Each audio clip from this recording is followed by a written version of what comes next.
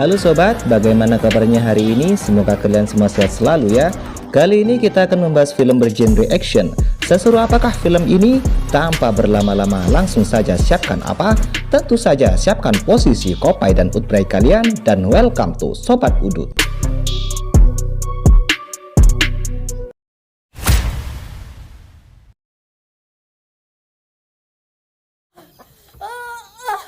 Film dibuka di sebuah kampung kecil tepat saat seorang ibu sedang melahirkan anak keempatnya. Kisah akan berfokus pada anak tertua si ibu yang bernama Ryan. Ia dan kedua adik laki-lakinya sedang menunggu ibu mereka selesai melahirkan. Dan saat waktunya tiba, si ibu melahirkan bayi perempuan yang hal itu disambut dengan rasa bahagia oleh Ryan. Karena ia memang menginginkan seorang adik perempuan setelah dua adik sebelumnya semuanya laki-laki. Tak hanya itu saja, Ryan bahkan diberikan kesempatan langka saat ia diminta seorang pendeta setempat untuk memberikan nama bagi adik bungsunya, di mana Ryan memberikan nama Durga sesuai nama salah satu dewi-dewi di kepercayaan Hindu yang diyakini sebagai perlindungan perang dan kehancuran.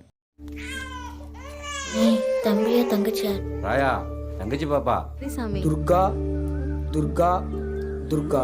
Sebagai anak tertua, Ryan selalu bertugas mengasuh Durga yang memang Ryan sangat senang dan tulus melakukannya. Sampai suatu hari ketika ayah dan ibu pergi ke kota untuk membeli sesuatu, Ryan diminta untuk menjaga ketika adik-adiknya yang masih kecil karena mereka akan pulang sangat malam sekali. 2 hari pun berlalu, Ryan terus menunggu kepulangan orang tuanya dengan tetap menjaga dan merawat ketiga adiknya dengan baik. Di mana Ryan yang mulai khawatir pun memutuskan untuk pergi menemui si pendeta dengan membawa serta ketiga adiknya. Tepat saat sedang turun hujan, pendeta menyuruh Ryan dan adik-adiknya tidur saja. Sementara ia akan mencoba mencari kabar pada beberapa orang yang sering ke kota untuk memastikan di mana ibu dan si bapak berada.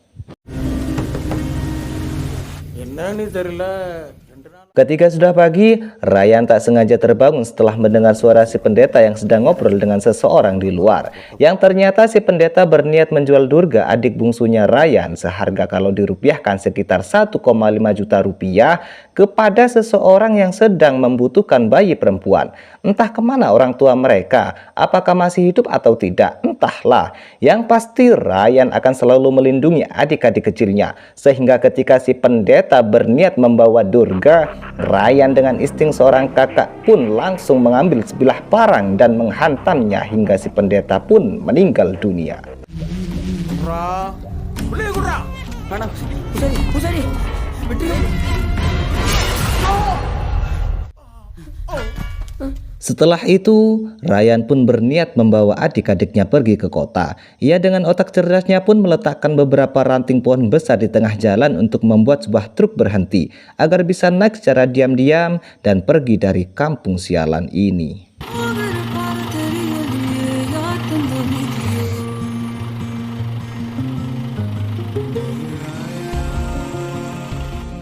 Tiba di kota, lebih tepatnya sebuah pasar. Ryan yang baru bangun pun kembali mengacungkan parang tajamnya setelah menganggap jika sopir truk tersebut berniat macam-macam. Kebetulan di situ juga ada seorang pengepul sayuran bernama Shekhar yang merasa jika ada sesuatu yang menarik dalam diri seorang Ryan dan memutuskan untuk menjadikannya sebagai teman. Shekhar pun bertanya, "Bagaimana kau dan adik-adikmu akan bertahan hidup?" Dengan mantap dan penuh keyakinan, ia pun menjawab, "Tadi aku melihat 2 anjing di pasar ini makan dan tidur di tempat ini. Jika hewan tidak berakal saja bisa bertahan hidup, kenapa aku tidak? Cukup berikan pekerjaan, aku dan adik-adikku tidak akan pernah mati kelaparan apalagi merepotkanmu." பார்த்தேன் அது இங்கே தான் தூங்குது, இங்கே தான் தங்குது. 5 அறிவு இருக்கிற நாயே பொழைச்சிக்கிடும் போது நான் பொழைச்சி. Dengan bantuan Shekhar, Ryan pun mulai bekerja serabutan. Apapun ia kerjakan banting tulang untuk menghidupi ketiga adiknya. Tidak pernah sekalipun ia mengeluh, bahkan dengan upahnya yang pas-pasan, Ryan bisa memanage dengan sangat baik. Ia pun mendatangi seorang nenek penjual susu dan roti untuk membuat sebuah kesepakatan bahwa ia akan membayar si nenek per bulan untuk menyisihkan sedikit susu dan roti sisa, agar adik-adiknya bisa tetap mengonsumsi makanan bergizi. Selesai dengan masalah perut, Ryan kini membuat kesepakatan dengan Shekhar agar memotong separuh dari upahnya. Asalkan Shekhar mau mencarikan tempat tinggal yang layak untuk ia dan adik-adiknya bisa tidur aman, nyaman, dan tentram. Dari sini kita bisa ambil pelajaran bagaimana perjuangan seorang anak yang berusaha menghidupi ketiga adik-adiknya tanpa mengenal lelah dan putus asa. Maka dari itu bersyukurlah kalian semua yang masih mempunyai orang tua dan berbaktilah kepada mereka. 20 tahun kemudian, kini Shekhar sudah tua dan beruban. Saat ini ia sedang melakukan pertemuan dengan seorang pembisnis yang berniat menguasai semua pedagang UMKM di kampung ini, termasuk tempat jualan Ryan dan dua adiknya yang ternyata sekarang menjadi seorang penjual makanan. Shekhar yang menjadi orang terdekat mereka pun tahu betul jika Ryan tidak akan pernah menjual lapaknya, di mana Shekhar juga memperingatkan si pembisnis untuk jangan pernah mau berurusan dengan tiga bersaudara tersebut karena sudah banyak sekali cerita tentang mereka yang akan melakukan tindakan apapun kepada orang lain yang mengganggu ketentramannya. Dan ya, muncullah Mutu, adik pertama Ryan, yang dikenal sering bersikap arogan, sehingga ketika si pembisnis tidak mempedulikan peringatan Shekhar, ia pun harus merasakan akibatnya ketika sebuah botol mendarat tepat di batok kelapanya. Maksud saya kepalanya.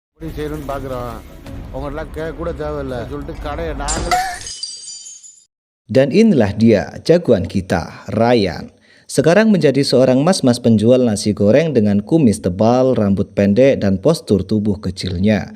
Di mana Ryan jualan dibantu oleh kedua adiknya, yaitu tentu saja ada Mutu dan adik keduanya yang bernama Manik. Sedangkan Durga, si adik bungsu, tinggal di rumah dan mengurus urusan rumah tangga. Selama 20 tahun ini, Ryan berperan menjadi seorang ayah, ibu sekaligus kakak. Berkat Ryan jugalah adik-adiknya bisa hidup sejahtera seperti sekarang.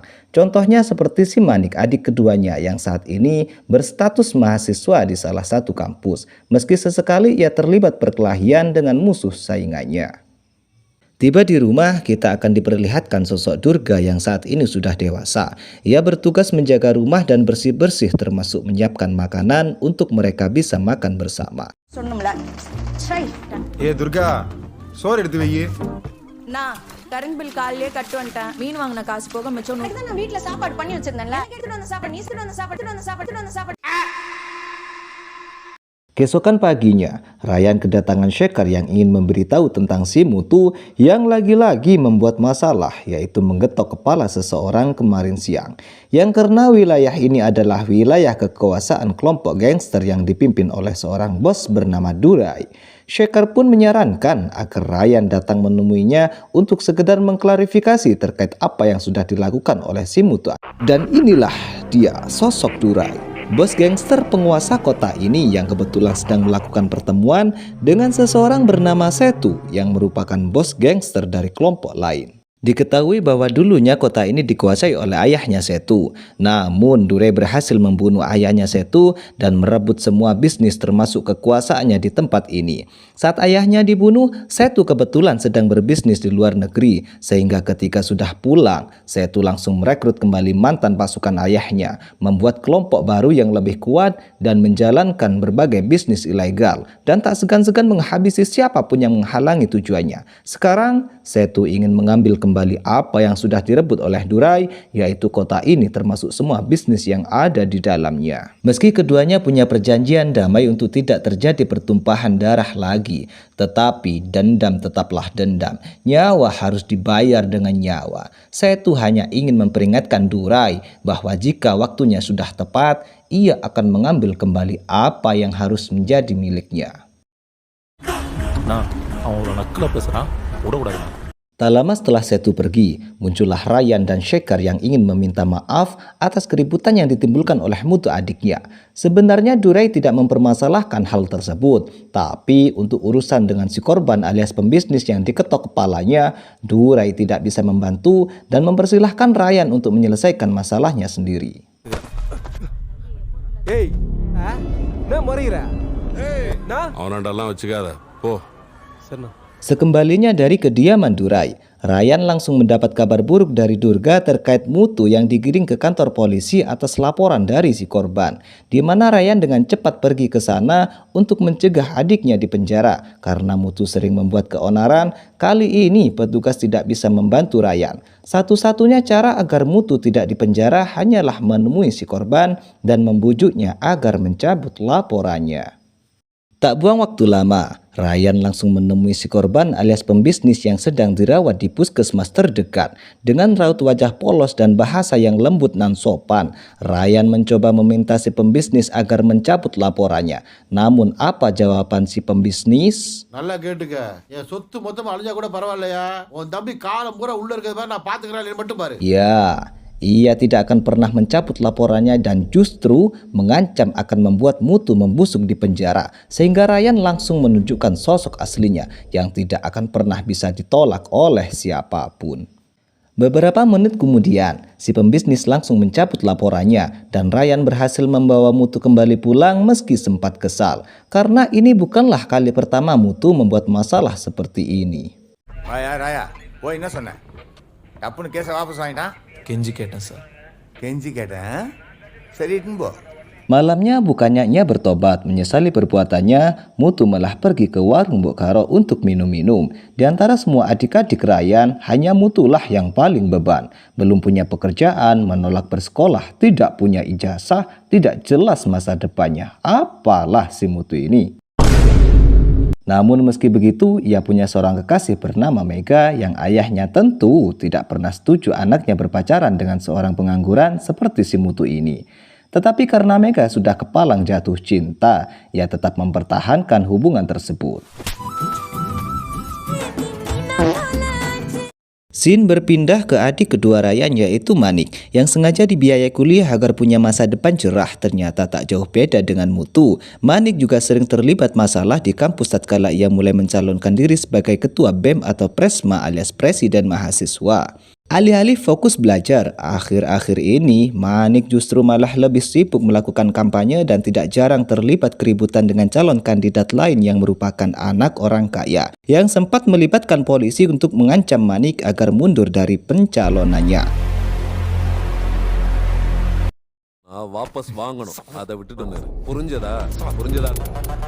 Sama seperti Mutu, ketika Manik tak mampu menyelesaikan masalahnya sendiri, sudah pasti ia mengadu kepada siapa lagi kalau bukan Ryan, kakak tertuanya. Namun alih-alih membantunya, Ryan malah menyuruh Manik untuk mundur saja dari pencalonan karena itu hanya akan mendatangkan banyak masalah dan kemudorotan. Bukannya fokus belajar dan lulus dengan nilai bagus, Manik justru akan lebih sibuk dengan urusan politik dan Ryan tidak mau Manik adiknya terjun dalam dunia seperti itu. Di luar dari kehidupan Ryan dan lingkungan para gangster, kita akan diperkenalkan pada seorang komandan polisi yang mendapatkan tugas dari atasannya untuk membuat kota ini bersih dari preman, di mana si komandan punya rencana terselubung untuk mengadu domba kelompok Durai dan kelompok Setu, sehingga ia hanya tinggal duduk manis sambil menikmati kopai dan utbrainya dan menyaksikan kedua kelompok itu saling bunuh satu sama lain. கொஞ்ச நாள் வேடிக்கை பார்க்க போறேன். Tak buang waktu lama, komandan langsung menjalankan rencananya dengan membayar beberapa orang untuk mencegat Setu dalam perjalanan, di mana Setu dan anak buahnya pun berhasil selamat karena para penyerang bukan orang yang profesional.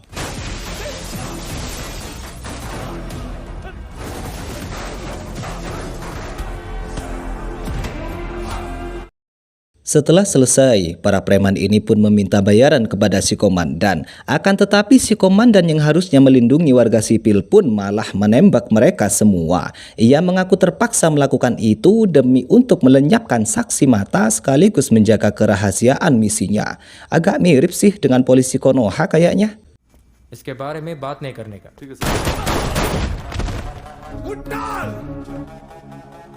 Setu pun sangat murka dengan penyerangan tadi. Rencana si komandan pun berhasil. Setu dan pasukannya pun mengira jika para penyerang itu adalah orang suruhan kelompoknya Durai, sehingga mereka akan mulai menyusun rencana untuk melakukan serangan balasan.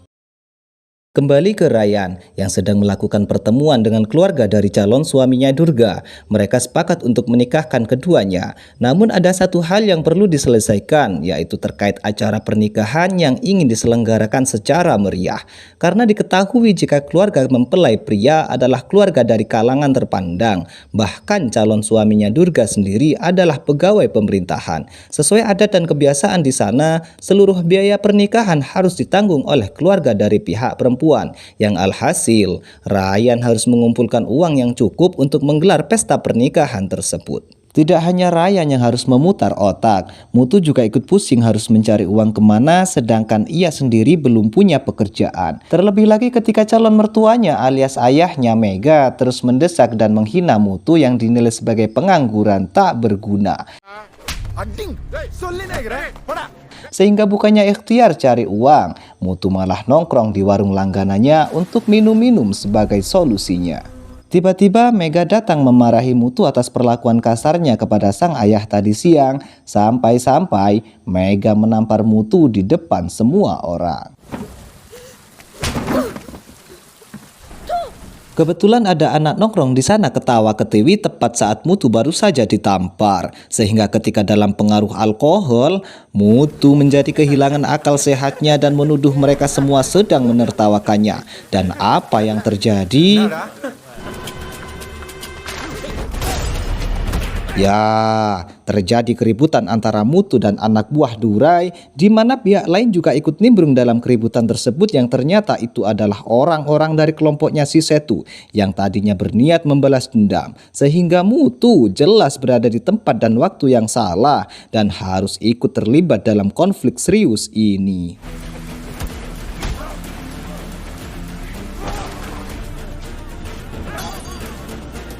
Pada akhirnya, Mutu menjadi satu-satunya orang yang masih hidup dari keributan tersebut. Yang tak berapa lama, muncullah si komandan yang datang untuk memastikan jika rencananya berhasil dengan sempurna, yaitu membuat kedua kubu saling bunuh satu sama lain. Saat akan pergi itulah si komandan tak sengaja melihat Mutu tergeletak di dekat pembuangan sampah. Ia pun memotretnya untuk dijadikan bukti dan mengira jika Mutu adalah salah satu orang dari kedua kelompok tersebut. Kembali ke Ryan yang baru saja pulang jualan. Bukannya ia bisa bersantai setelah penat bekerja seharian, justru ia langsung dikejutkan oleh Mutu adiknya yang terluka sehabis terlibat perkelahian. Sempat marah karena Mutu terus saja membuat masalah, Ryan berhasil ditenangkan dan yang pasti harus memutar otak lagi untuk membereskan kekacauan yang dilakukan oleh adik bebannya itu. Tak lama muncullah panggilan telepon dari seseorang yang tiada lain adalah Durai, sang bos preman penguasa kota ini. Ternyata satu dari beberapa orang yang mati di warung tadi adalah anak lelakinya yang sedang nongkrong bersama teman-temannya. Di mana Durai sudah mendengar kabar jika Mutu ikut terlibat dalam keributan tersebut dan menjadi satu-satunya orang yang masih hidup. Dengan kata lain, Durai menganggap bahwa putranya telah dibunuh oleh Mutu, sehingga Ryan diminta untuk segera menyerahkan adiknya sebelum pagi. Karena jika tidak, Durai mengancam akan mengerahkan seluruh bala pasukannya untuk mendatangi rumah Ryan dan membantai semua adik-adiknya. Durai sendiri terlihat sedang meratapi kematian putranya dengan didampingi oleh para pengawal setianya, di mana listrik tiba-tiba padam yang membuat satu anak buahnya harus keluar memeriksa generator. Tapi tiba-tiba muncullah Ryan yang langsung menghajar semua pengawal, di mana Mutu dan Manik pun ikut membantu menghajar mereka semua.